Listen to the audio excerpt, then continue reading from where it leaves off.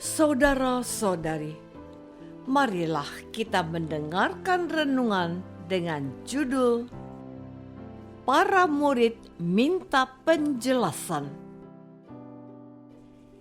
yang berdasarkan pada Injil Matius bab 13 ayat 36. Maka Yesus pun meninggalkan orang banyak itu, lalu pulang. Murid-muridnya datang dan berkata kepadanya, "Jelaskanlah kepada kami perumpamaan tentang lalang di ladang itu." Dalam nama Bapa dan Putra dan Roh Kudus. Amin. Saudara-saudari terkasih dalam nama Tuhan Yesus Kristus. Pada hari Sabtu 27 Juli yang lalu, kita sudah membaca dan merenungkan perumpamaan tentang lalang di antara gandum. Dalam perumpamaan itu, kita mendengar bagaimana bijaksana Tuhan yang empunya ladang, agar para pekerjanya tidak mencabut lalang sebelum tua, sebab mereka bisa saja salah mencabut gandum yang tampak mirip dengan gandum. Ia minta mereka menunggu hingga masa panen tiba. Dengan cara demikian, mereka akan dapat membedakan dengan pasti mana lalang dan mana gandum. Hari ini, para murid mohon dijelaskan tentang perumpamaan tersebut. Ini sebuah permintaan seorang murid yang wajar kepada guru. Seorang murid yang baik meminta penjelasan kepada guru yang merupakan ahlinya dan sumber acuan dan panutan mereka. Guru yang baik tentu saja berusaha untuk menerangkan apa yang menjadi persoalan dan masalah para muridnya ketika mereka tidak bisa menyerap pelajaran yang diberikannya. Jadi, apa yang sedang dilakukan para murid Tuhan Yesus ini adalah hal wajar yang sudah selayaknya mereka lakukan. Saudara-saudari terkasih, inilah yang dikatakan oleh Tuhan Yesus menanggapi permintaan para muridnya itu. Ia menjawab, katanya, "Orang yang menaburkan benih baik itu ialah Anak Manusia. Ladang ialah dunia. Benih yang baik itu anak-anak kerajaan dan lalang anak-anak si jahat. Musuh yang menaburkan benih lalang ialah iblis. Waktu menuai ialah akhir zaman, dan para penuai itu malaikat. Maka seperti lalang itu dikumpulkan dan dibakar dalam api, demikian juga pada akhir zaman. Anak Manusia akan menyuruh malaikat-malaikatnya, dan mereka akan mengumpulkan segala sesuatu yang menyesatkan dan semua orang yang melakukan kejahatan dari dalam kerajaannya.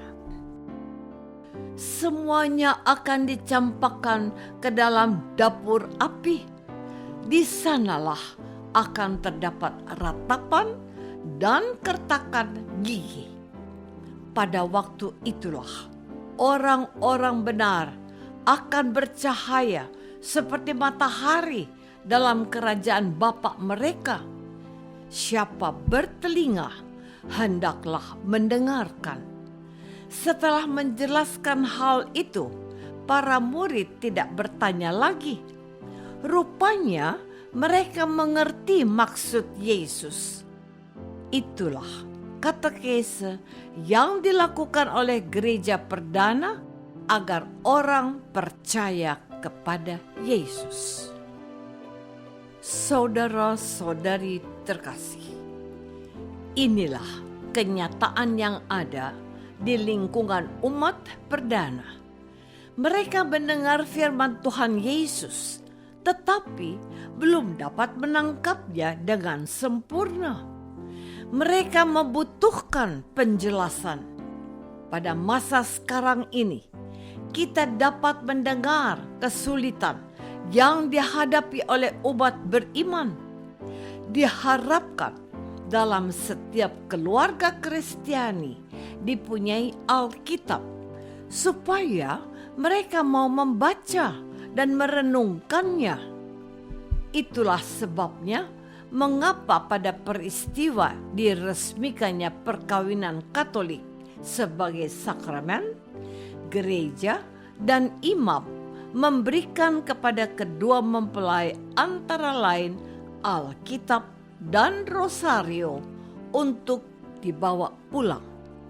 Namun makna dari hadiah tersebut kurang dipahami.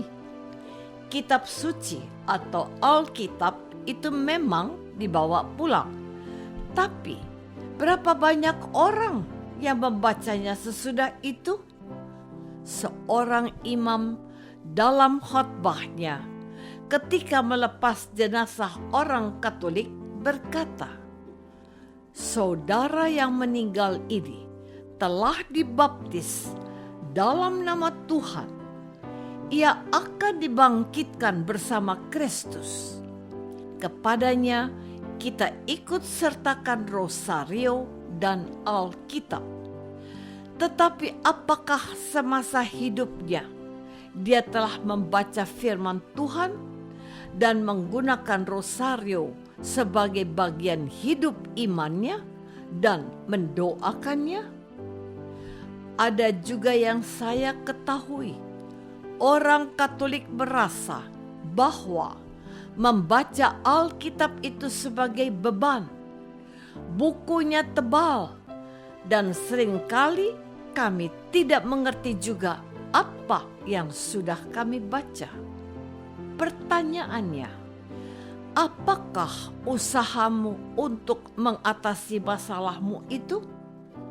Apakah engkau sudah berusaha untuk mencari informasi dari buku atau internet? Apakah engkau pernah bertanya kepada mereka yang menguasai Alkitab, kepada imam atau katekis? Saudara-saudari terkasih, jadi kita menyadari bahwa di antara kita ada persoalan untuk memahami firman Tuhan. Dalam dokumen gereja yang diterbitkan pada masa Konsili Vatikan II, dihimbau oleh para uskup untuk membuka kasanah pengetahuan iman dalam kitab suci untuk selebar-lebarnya bagi umat, khususnya keempat Injil Kudus. Para uskup dibantu oleh para imam dan rasul awam sudah berusaha untuk melakukan hal tersebut. Menarik untuk diperhatikan bahwa gereja sudah menyediakan panduan liturgi bacaan harian untuk direnungkan. Lumen 2000 ini juga menggunakannya untuk panduan pelayanannya. Di keuskupan-keuskupan diadakan pertemuan-pertemuan umat dan khususnya pendalaman Alkitab di masa-masa khusus seperti masa Advent, masa Prapaskah, bulan katekese liturgi pada bulan Mei dan bulan September sebagai bulan kitab suci. Namun, berapa persenkah umat yang terlibat aktif dalam pertemuan-pertemuan tersebut? Kalau hadir saja tidak.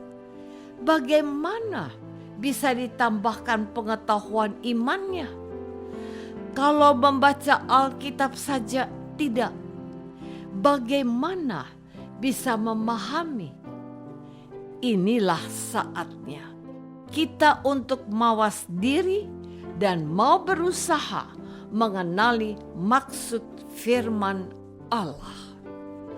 Apakah aku sudah berusaha untuk mendalami firman Tuhan Yesus dalam hidupku? Marilah kita berdoa. Bapa yang Maha Baik, kami mau belajar dari para murid-Mu yang minta penjelasan kepadamu tentang arti perumpamaan. Berilah kami hati yang rindu untuk membaca dan merenungkan firman yang disabdakan oleh Yesus Kristus, Tuhan kami. Amin.